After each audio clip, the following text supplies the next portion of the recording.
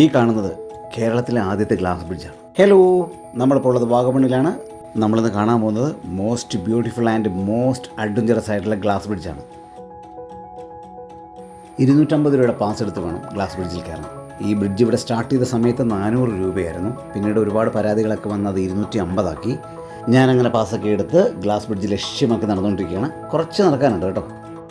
40 metre നീളത്തിൽ 3 കോടി രൂപ മുടക്കിയാണ് 2023 ഈ പാലം നിർമ്മിച്ചത്.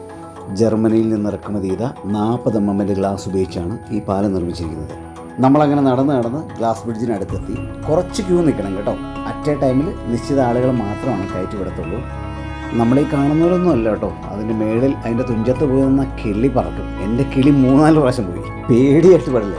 അപ്പോൾ നമ്മുടെ ടേണായി നമ്മളങ്ങനെ ഗ്ലാസ് ബ്രിഡ്ജിലേക്ക് കയറുവാണ്. നല്ല മഴയുണ്ട് കേട്ടോ. നല്ല മഴ എന്ന് വെച്ചാൽ സാമാന്യം തിരക്കേടില്ലാത്ത മഴ.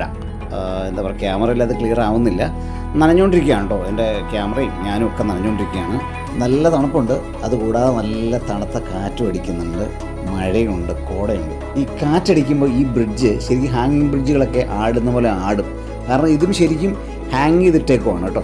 ഇതിന് വേറെ തൂണുകളോ പില്ലറുകളോ ഒന്നുമില്ല. ഇതൊരു കൊക്കയുടെ സൈഡിലാണ് ഈ പാലം നിർമ്മിച്ചേക്കുന്നത്. അപ്പോൾ സൈഡ് വശത്ത്, അതായത് ഈ കൊക്കയുടെ സൈഡിൽ വലിയൊരു എന്താ പറയുക, ഒരു പില്ലർ പോലെ ഇരുമ്പേൽ സംഭവം ഉണ്ടാക്കി വെച്ചിട്ട് അതിൽ നിന്ന് റോപ്പുകൾ കൊടുത്താണ് ഈ പാലം താങ്ങി നിർത്തിയേക്കുന്നത്. അത് ഭയങ്കര രസമാണ്. ആളുകൾ കയറുമ്പോഴും കാറ്റടിക്കുമ്പോഴും ഒക്കെ ഇതിങ്ങനെ അനങ്ങിക്കൊണ്ടിരിക്കും. നമുക്ക് പേടിയാവും. സത്യം പറഞ്ഞാൽ എനിക്ക് നല്ല പേടിയുണ്ടായിരുന്നു. നമ്മളങ്ങനെ പാലത്തിൻ്റെ തുഞ്ചത്തെത്തി. ഇവിടെ എത്തുമ്പോഴാണ് സത്യം പറഞ്ഞാൽ പേടിയാവുന്നത് കേട്ടോ. ഈ ഭാഗത്ത് ഇവിടുന്ന് താഴോട്ട് നോക്കുമ്പോൾ, ഈ ഗ്ലാസ്സിലൂടെ താഴോട്ട് നോക്കുമ്പോൾ വിറച്ച് പൂട്ടോ. അത്ര താഴ്ചയാണ് താഴെ.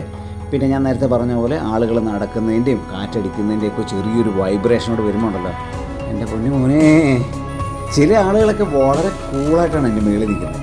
എൻ്റെ പൊന്നു, എനിക്കാണ് ഉള്ളിൽ നല്ല പേടിയുണ്ട്. ഇനി അവർക്കും പേടിയുണ്ടായിട്ട് അത് പുറമെ കാണിക്കാത്തതാണോന്നറിയില്ല. കൊച്ചുകുട്ടികളൊക്കെ എന്തായാലും വളരെ കൂളായിട്ടാണ് നിൽക്കുന്നത്. 1-2 പിള്ളേരൊക്കെ അതിൻ്റെ മേളിൽ തന്നെ ഡാൻസ് ചെയ്യാനൊക്കെ ശ്രമിക്കുന്നുണ്ട്. അതൊന്നും ഇവിടെ സമ്മതിക്കില്ല കേട്ടോ. അങ്ങനെ വലിയ എന്താ പറയുക, ഇതിട്ട് കുളിക്കാനോ അവിടെ കിടന്ന് വലിയ ചാടാനൊന്നും സമ്മതിക്കില്ല.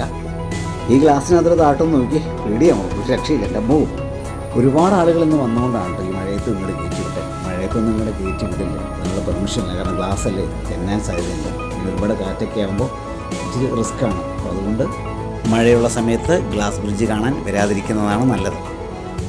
ഏതാണ്ട് 10 മിനിറ്റോളം മാത്രമാണ് നമുക്ക് ഇതിൻ്റെ മേളിൽ സ്പെൻഡ് ചെയ്യാൻ പെർമിഷനുള്ളൂ. നമ്മുടെ ടൈം കഴിയുമ്പോൾ സെക്യൂരിറ്റീസ് അവിടെ വിളിച്ച് പറയും. അപ്പോൾ ഞങ്ങളോട് ഇപ്പോൾ കയറിയ ആളുകളോട് ഇറങ്ങാൻ പറഞ്ഞിട്ടുണ്ട്.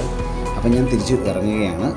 നിങ്ങൾ വാഗമണ്ണ് കാണാൻ വരുമ്പോൾ മസ്റ്റായിട്ട് വിസിറ്റ് ചെയ്യേണ്ട ഒരു സ്ഥലമാണ് ഈ ഗ്ലാസ് ബ്രിഡ്ജ്. വാഗമണ്ണിലെ അഡ്വഞ്ചർ പാർക്കിൻ്റെ അടുത്താണ് ഈ ഗ്ലാസ് ബ്രിഡ്ജ് സ്ഥിതി ചെയ്യുന്നത്. നിങ്ങൾക്ക് ഗൂഗിൾ മാപ്പ് ഉപയോഗിച്ച് ഈസി ആയിട്ട് വിടെത്താം. ജസ്റ്റ് അഡ്വഞ്ചർ പാർക്ക് വാഗമണ്ണെന്ന് അടിച്ചു കൊടുത്താൽ മതി. ഇവിടെ ഈ അഡ്വഞ്ചർ പാർക്കിൽ ഒരുപാട് ആക്ടിവിറ്റീസ് വേറെയുണ്ട് കേട്ടോ. ഇവിടെ നല്ല മഴയായതുകൊണ്ടും എനിക്ക് സമയമില്ലാത്തതുകൊണ്ടും ഞാൻ പെട്ടെന്ന് തന്നെ വൈൻഡപ്പ് ചെയ്ത് തിരിച്ചു പോകും.